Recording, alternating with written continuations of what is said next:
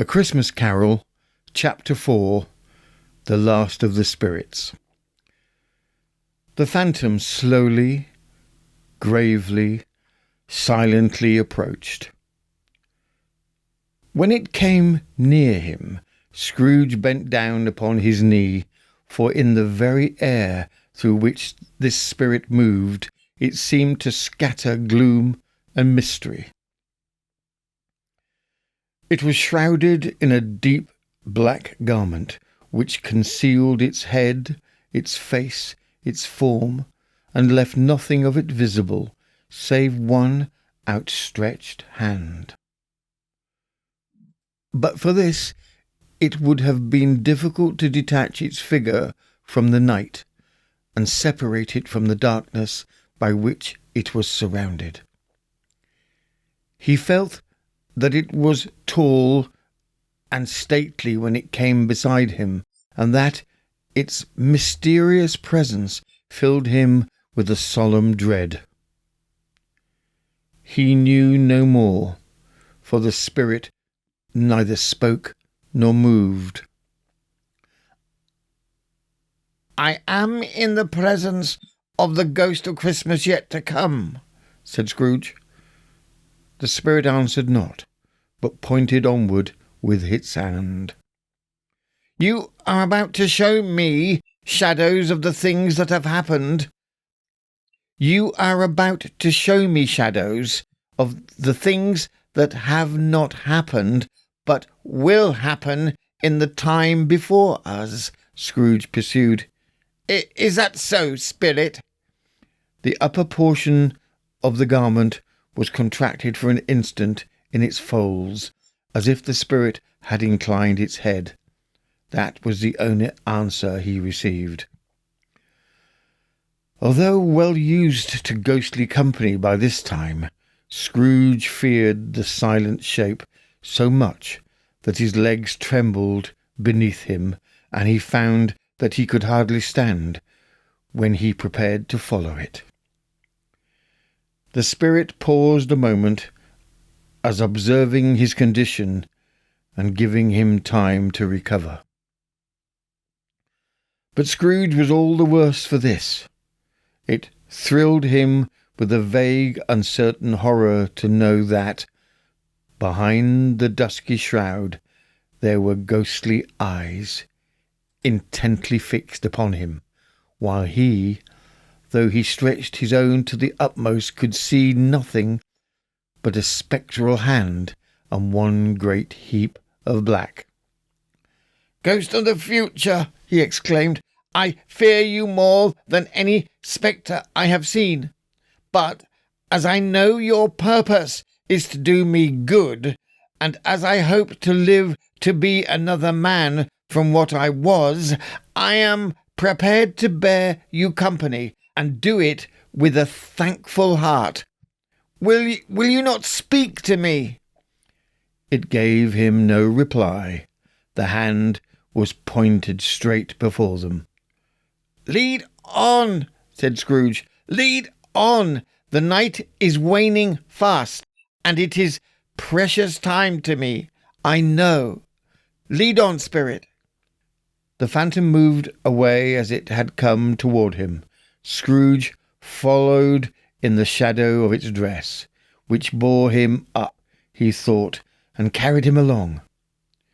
They scarcely seemed to enter the city, for the city rather seemed to spring up about them and encompass them of its own act.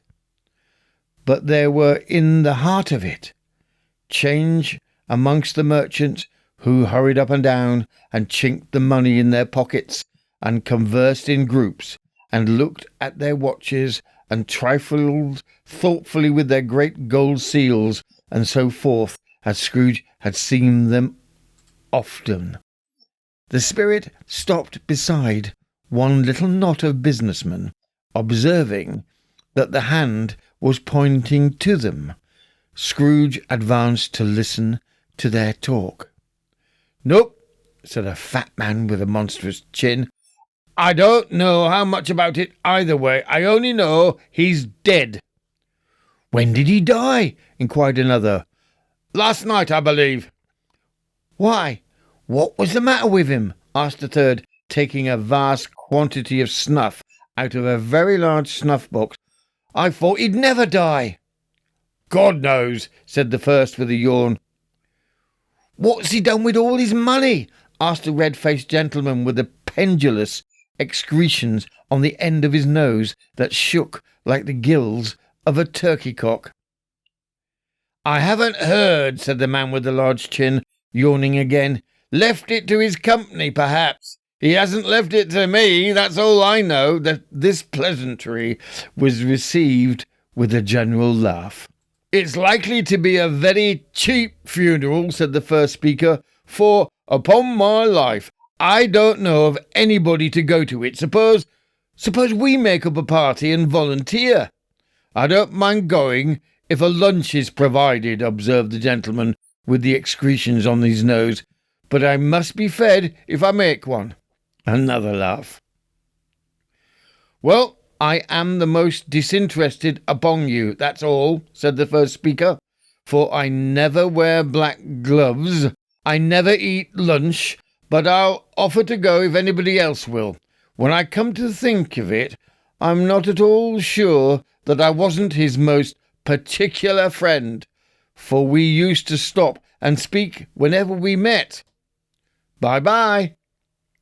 Speakers and listeners strolled away and mixed with other groups. Scrooge knew the men and looked towards the spirit for an explanation. The phantom glided on into a street. Its finger pointed to two persons meeting. Scrooge listened again, thinking that the explanation might lie here. He knew these men also perfectly. They were men of business, very wealthy and of great importance. He had made a point always of standing well in their esteem. In a business point of view, that is, strictly in a business point of view. "How are you?" said one. "How are you?" returned the other. "Well," said the first, "Old Scratch has got his own at last, eh?" "So I'm told," returned the second. "Cold, isn't it?"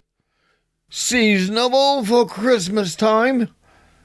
"You're not a skater, I suppose?" "Oh, no. Something else to think of it. Good morning." Not another word. That was their meeting, their conversation, their parting. Scrooge at first inclined to be surprised that the spirit should attach importance to the conversations apparently so trivial, but, feeling assured that they must have some hidden purpose, he set himself to consider what it was likely to be. They could scarcely be supposed to have had any bearing on the death of Jacob, his old partner, for that was past, and this ghost's province was the future. Nor could he think of any one immediately connected with himself to whom he could apply them. But nothing doubting that, to whomsoever they applied, they had some latent moral for his own improvement, he resolved to treasure up every word he heard and everything he saw, and especially to observe the shadow of himself when it appeared, for he had an expectation that the conduct of his future self would give him the clue he missed, and would render the solution of these riddles easy. He looked about in that very place of his own image, but another man stood in his accustomed corner, and, although the clock pointed to his usual time of day for being there, he saw no likeness of himself among the multitudes that poured in through the porch.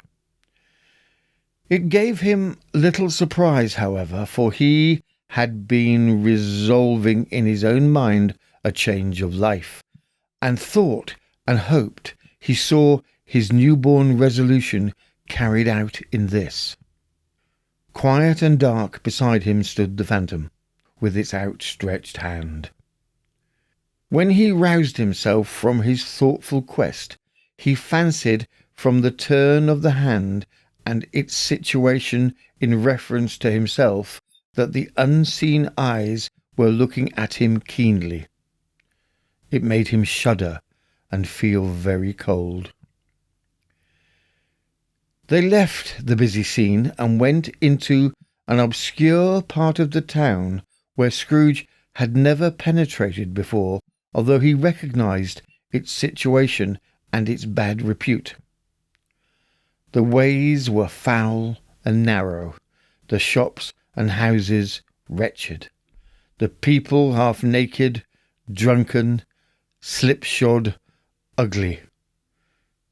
Alleys and archways, like so many cesspools, disgorged their offences of smell and dirt and life upon the straggling streets, and the whole quarter reeked with crime, with filth and misery. Far in this den of infamous resort there was a low-browed beetling shop below a penthouse roof, where iron, old rags, bottles, bones and greasy offal were brought. Upon the floor within were piled up heaps of rusty keys, nails, chains, hinges, files, scales, weights, and refuse iron of all kinds. Secrets that few would like to scrutinize were bred and hidden in mountains of unseemly rags, masses of corrupt fat, and sepulchres of bones. Sitting in amongst the wares he dealt in by a charcoal stove made of old bricks was a grey-haired rascal, nearly 70 years of age, who had screened himself from the cold air without by a frosy containing of miscellaneous tatters hung upon a line, and smoked his pipe in all the luxury of calm retirement. Scrooge and the Phantom came into the presence of this man, just as a woman with a heavy bundle slunk into the shop. But she had scarcely entered when another woman, similarly laden, came in too, and she was closely followed by a man in faded black, who was no less startled by the sight of them than they had been upon the recognition of each other. After a short period of blank astonishment in which the old man with the pipe had joined them, they all three burst into a laugh. "Let the charwoman be alone be first," cried she who had entered first. "Let the laundress alone be the second, and let the undertaker's man alone to be the third. Look here, old Joe, here's a chance if we haven't all three met here without meaning it." "You couldn't have met in a better place," said old Joe, removing his pipe from his mouth. "Come into the parlour. You were made free of it long ago, you know, and the other two ain't strangers. Stop till I shut the door of the shop. Ah, how it squeaks! There ain't such a rusty bit of metal in the place as its own hinges, I believe. And I'm sure there's no such old bones here as mine. Ha ha! We're all suitable to our calling. We're all well matched. Come into the parlour. Come into the parlour." The parlour was the space behind the screen of rags. The old man raked the fire together with an old stair-rod, and having trimmed his smoky lamp, for it was night, with the stem of his pipe, he put it into his mouth again. While he did this, the woman who had already spoken threw her bundle on the floor and sat down in a flaunting manner on a stool, crossing her elbows on her knees and looking with a bold defiance at the two other women. "What odds, then? What odds, Mrs. Dibbler?" said the woman. "Every person here has a right to take care of themselves. He always did." "That's true, indeed," said the laundress. "No man more so. Why, then, Why don't we stand staring as if we were afraid, woman? Who's the wiser? We're not going to pick holes in each other's coats, I suppose." "No, indeed," said Mrs. Dilber and the man together. "We should hope not." "Very well, then," cried the woman. "That's enough. Who's the worse for the loss of a few things like these? Not a dead man, I suppose?" "No, indeed," said Mrs. Dilber, laughing. "If he wanted to keep 'em after he was dead, a wicked old screw," pursued the woman, "why wasn't he natural in his lifetime? If he had been, he'd have had somebody to look after him when he was struck with death, instead of flying gasping out his last there, alone, by himself." "It's the truest word that has ever spoken," said Mrs. Dilber. "It's a judgment on him." "I wish it was a little heavier judgment," replied the woman. "And it should have been. You may depend on it. If I could have laid my hands on anything else. Open that bundle, old Joe, and let me know the value of it. Speak out plain. I'm not afraid to be the first, nor afraid for them to see it. We knew pretty well that we were helping ourselves before we met here. I believe it's no sin. Open the bundle, Joe." But the gallantry of her friends would not allow of this, and the man in faded black, mounting the breach first, produced his plunder. It was not extensive. A seal or two, a pencil case, a pair of sleeve buttons, and a brooch of no great value were all.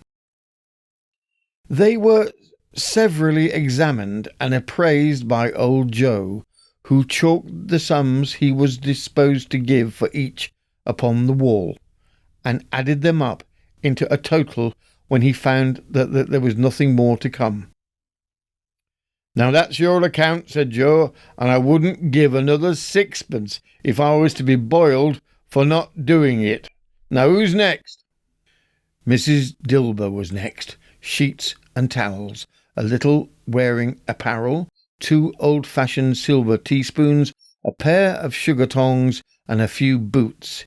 Her account was stated on the wall in the same manner. "I always give too much to ladies. It's a weakness of mine, and that's the way I ruin myself," said old Joe. "That's your account. If you asked me for another penny and made it an open question, I'd repent of being so liberal and knock off half a crown." "And now, can you undo my bundle, Joe?" said the first woman. Joe went down on his knees for the greater convenience of opening it, and having unfastened a great many knots, dragged out a large, heavy roll of some dark stuff. "What do you call this?" said Joe. "Bed curtains." "Ah!" returned the woman, laughing and leaning forward on her crossed arms. "Bed curtains. You don't mean to say you took 'em down, rings and all, with him lying there?" said Joe. "Yes, I do," replied the woman. "Why not?" "You were born to make your fortune," said Joe, "and you certainly'll do it." "I certainly shan't hold my hand when I get anything in it by reaching it out, for the sake of such a man as he was. I promise you, Joe," returning the woman coolly. "Don't drop that oil upon the blankets now." "His blankets?" asked Joe. "Who else do you think?" replied the woman. "He isn't likely to take cold without 'em, I dare say." "I hope he didn't die of anything catching, eh?" said old Joe, stopping in his work and looking up. "Don't be afraid of that," returned the woman. "I ain't so fond of his company that I'd loiter about for such things if he did. Ah, you may look through that shirt till your eyes ache, but you won't find a hole in it, nor a threadbare place. It's the best he had, and a fine one too. You'd have wasted it if it hadn't been for me." "What do you call wasting it?" said Joe. putting it on him, to be buried in, to be sure," replied the woman with a laugh. "Somebody was fool enough to do it, but I took it off again. If calico ain't good enough for such a purpose, it ain't good enough for anything. It's quite as becoming to the body. He can't look uglier than he did in it, that one." Scrooge listened to this dialogue in horror, as they sat grouped about their spoil, in the scantily light afforded by the old man's lamp. He viewed them with the detestation and disgust which could hardly have been greater, though they had been obscene demons marketing the corpse itself. "Ha ha!" laughed the same woman when old Joe produced a flannel bag with money in it, and told out their several gains upon the ground. "This is the end of it. You see, he frightened every one away from him when he was alive, to profit us when he was dead. Ha ha ha!" "Spirit," said Scrooge, shuddering from head to foot. I see. The case of this unhappy man might be my own. My life tends that way now. Merciful heaven, what is this?" He recoiled in terror, for the scene had changed, and now he almost touched a bed, a bare, uncurtained bed, on which, beneath a ragged sheet, there lay something covered up, which, although it was dumb, announced itself in awful language. The room was very dark, too dark to be observed with any accuracy, though Scrooge glanced around it in obedience to a secret impulse, anxious to know what kind of room it was. A pale light, rising in the outer air, fell straight upon the bed, and on it, plundered and bereft, unwatched, unwept, uncared for, was the body of this man. Scrooge glanced toward the phantom. Its steady hand was pointing to the head. The cover was so carelessly adjusted that the slightest raising of it, the motion of a finger upon Scrooge's part, would have disclosed the face. He thought of it, felt how easy it would be to do, and longed to do it, but had no more power to withdraw the veil than to dismiss the spectre at his side.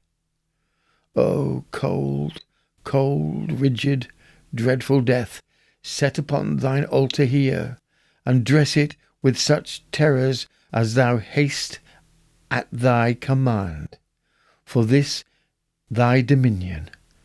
But of the loved, revered, and honoured head thou canst not turn one hair to thy dread purposes, or make one feature odious. It is not that the hand is heavy, and will fall down when released. It is not that the heart and pulse are still, but that the hand was open, generous and true, the heart brave, warm and tender, and the pulse a man's. Strike, shadow, strike, and see his good deed springing from the wound to sow this world with life immortal." No voice pronounced these words in Scrooge's ears, and yet he heard them when he looked upon the bed. He thought, if this man could be raised up now, what would be his foremost thoughts? Avarice, hard dealing, griping cares, they have brought him to a rich end, truly.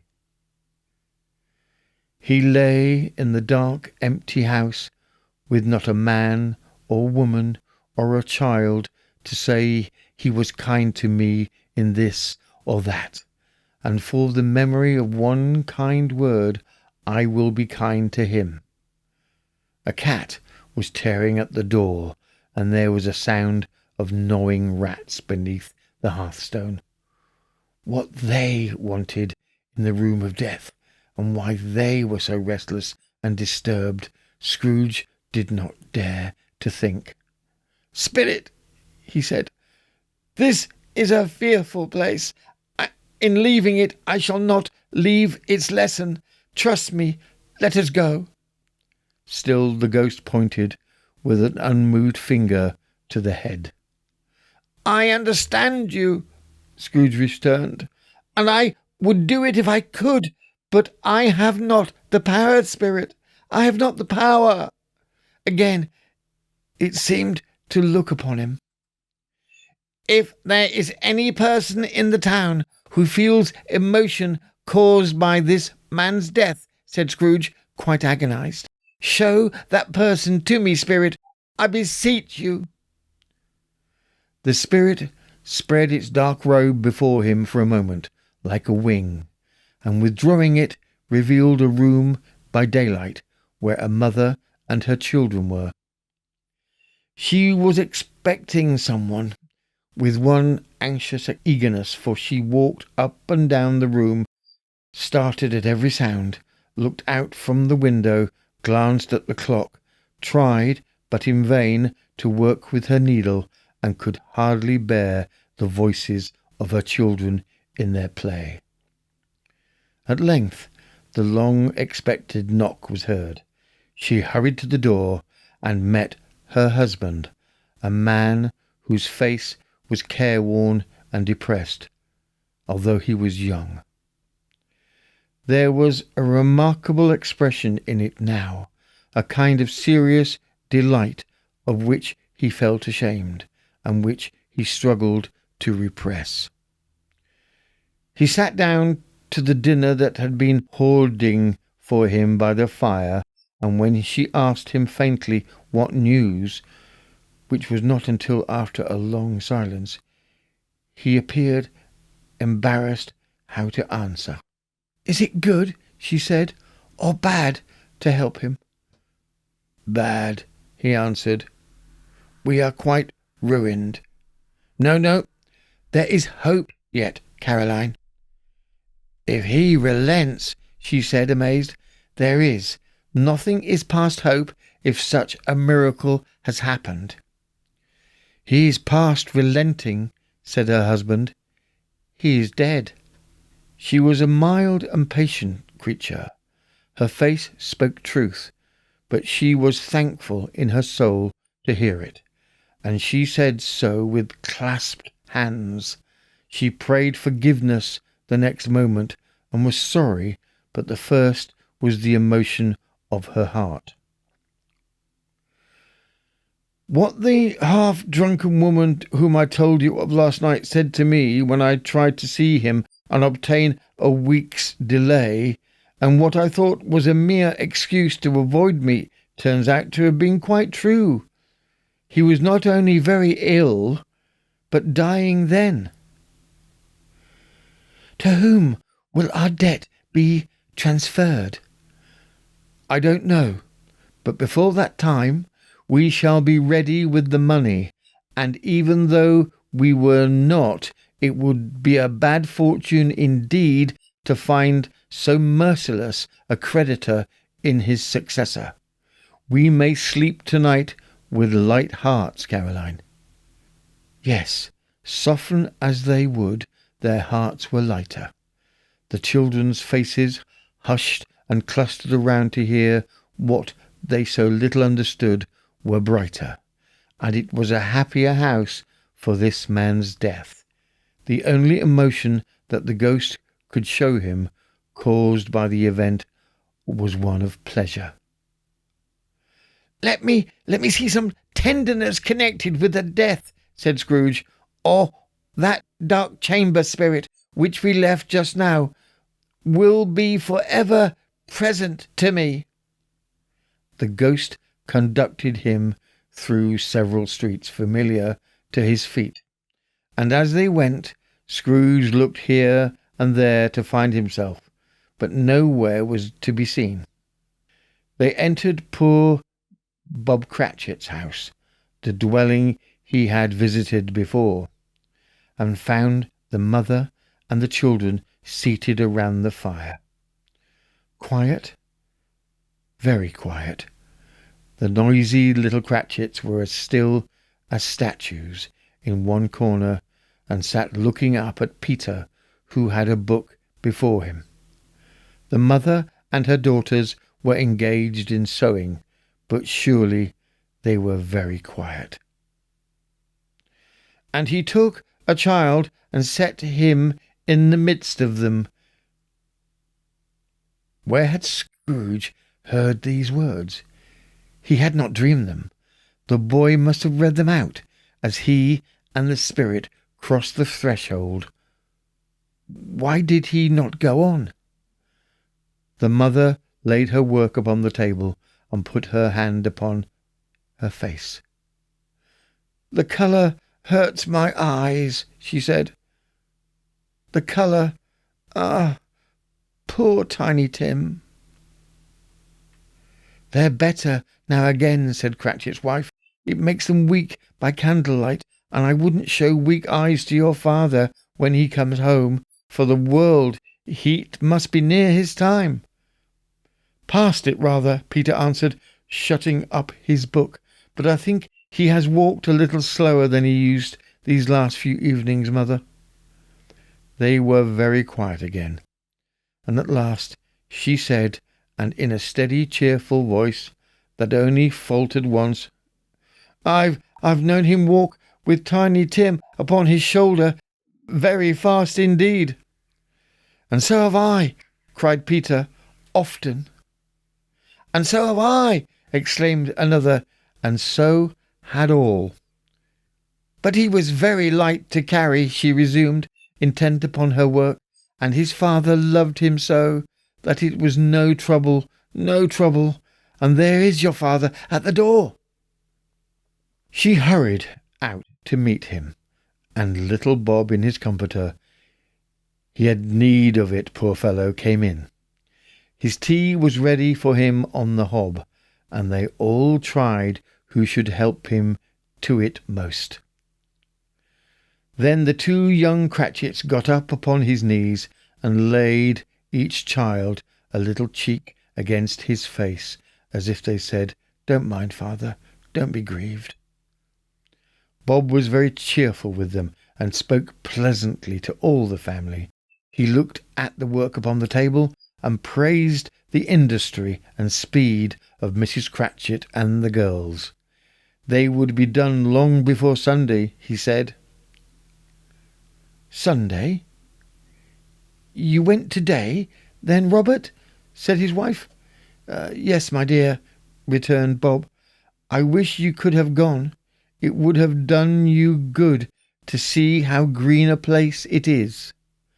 But you'll see it often. I promised him that I would walk there on a Sunday." "My little child," cried Bob. "My little child." He broke down all at once. He couldn't help it. If he could have helped it, he and his child would have been farther apart, perhaps, than they were. He left the room and went upstairs into the room above, which was lighted cheerfully and hung with Christmas. There was a chair set close beside the child, and there were signs of someone having been there lately. Poor Bob sat down in it, and when he had thought a little and composed himself, he kissed the little face. He had reconciled to what had happened, and went down again, quite happy. They drew about the fire and talked, the girls and mother working still. Bob told them of the extraordinary kindness of Mr. Scrooge's nephew, whom he had scarcely seen but once, and who, meeting him in the street that day, and seeing that he looked just a little down, you know, said Bob, inquired to what had happened to distress him. On which Bob said, "For he is the pleasantest spoken gentleman you ever heard, I told him, I am heartily sorry for it, Mr. Cratchit," he said, "and heartily sorry for your good wife. By the by, how he ever knew that, I don't know." Knew what, my dear?" "Why, that you were a good wife," replied Bob. Everybody knows that, said Peter. Very well observed, my boy, cried Bob. I hope they do. Heartily sorry, he said, for your good wife. If I can be of service to you in any way, he said, giving me his card. That's where I live. Pray come to me. Now, it wasn't, cried Bob, for the sake of anything he might be able to do for us, so much as for his kind way, that this was quite delightful. It really seemed as if he had known our Tiny Tim and felt with us. I'm sure he's a good soul, said Mrs. Cratchit. You would be sure of it, my dear, returned Bob, if you saw and spoke to him. I shouldn't be at all surprised, mark what I say, if he got Peter a better situation. Only hear that, Peter, said Mrs. Cratchit.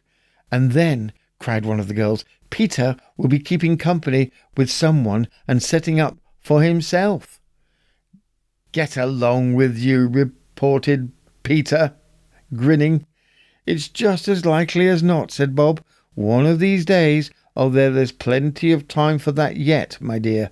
But, however and whenever we part from one another, I am sure we shall none of us forget Tiny Tim, shall we? Or this first parting that there was amongst us. Never, father, cried they all. And I know, said Bob, I know, my dears, that when we recollect how patient, how mild he was, although he was a little child, we shall not quarrel easily amongst ourselves and forget poor Tiny Tim in doing it. No, never, father, they all cried again. I am very happy, said little Bob. I am very happy. Mrs. Cratchit kissed him. His daughters kissed him. The two young Cratchits kissed him, and Peter and himself shook hands. Spirit of Tiny Tim, thy childish essence was from God. Spectre, said Scrooge, something informs me that our parting moment is at hand. I know it, but I know not how. Tell me what man that was whom we saw lying dead. The ghost of Christmas yet to come conveyed him as before, though at a different time, he thought. Indeed, there seemed no order in these latter visions, save that they were in the future, in the resorts of business men, but showed him not himself. Indeed, the spirit did not stay for anything, but went straight on, as to the end just now desired, until besought by Scrooge to tarry for a moment. This court, said Scrooge, though through which we hurry now, is where my place of occupation is, and has been for a length of time. I see the house. Let me behold what I shall be in days to come. The spirit stopped. The hand was pointed elsewhere.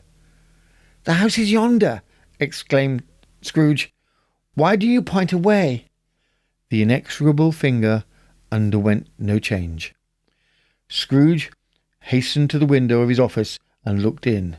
It was an office still, but not his. The furniture was not the same, and the figure in the chair was not himself. The phantom pointed as before. He joined it once again, and, wondering why and whither he had gone, accompanied it until they reached an iron gate. He paused to look round before entering. A churchyard. Here, then, the wretched man whose name he had now to learn lay underneath the ground. It was a worthy place, walled in by houses overrun by grass and weeds.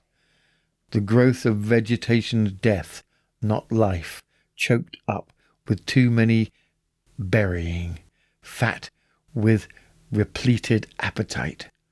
A worthy place. The spirit stood amongst the graves and pointed down to one. He advanced towards it, trembling. The phantom was exactly as it had been, but he dreaded that he saw new meaning in its solemn shape. Before I draw nearer to that stone to which you point," said Scrooge, "answer me one question. Are these the shadows of the things that will be, or are they shadows of the things that may be only?" Still, the ghost pointed downward to the grave by which it stood. "Men's courses will foreshadow certain ends, to which, if persevered in, they must lead," said Scrooge. "But if the courses be departed from, the ends will change. Say it thus with that which you show me." The spirit was immovable as ever. Scrooge crept towards it, trembling as he went, and following the finger read upon the stone of the neglected grave his own name, Ebenezer Scrooge. "Am I that man who lay upon the bed?" he cried upon his knees. The finger pointed from the grave to him and back again. "No, spirit, no, no, no." The figure and finger still was there. "Spirit," he cried, tight clutching at his robe, "hear me. I am not the man I was. I will not be the man I must have been but for this intercourse. Why show me this, if I am past all hope?" For the first time the hand appeared to shake. "Good spirit," he pursued, as down upon the ground he fell before it, "your nature intercedes for me and pities me. Assure me that I yet may change these shadows as you have shown me by an altered life." The kind hand trembled. "I will honour Christmas in my heart and try to keep it all the year. I will live in the past, the present, and the future. The spirits of all three shall strive within me. I will not shop out the lessons that they teach me. Oh, tell me that I may sponge away the writing on this stone." In his agony he caught the spectral hand. It sought to free itself, but he was strong in his entreaty and detained it. The spirit, stronger yet, repulsed him, holding up his hands in a last prayer to have his fate reversed. He saw an alteration in the phantom's hood and dress. It shrunk, collapsed, and dwindled down into a bedpost.